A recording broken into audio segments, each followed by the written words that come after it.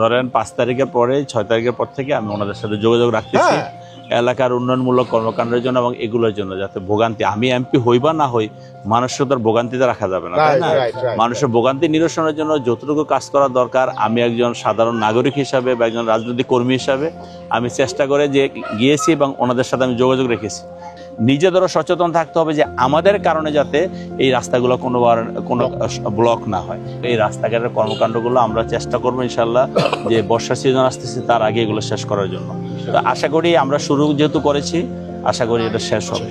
আপনারা একটু ধৈর্য ধরেন এবং আমাদেরকে সহযোগিতা করেন, চিন্তা করবেন না।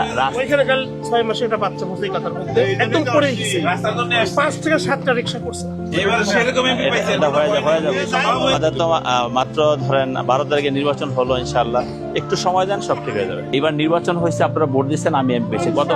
আপনাদের ভোটের দরকার ছিল না, কিন্তু এখন তো আপনাদের ভোটে হয়েছে, কাজে আপনাদের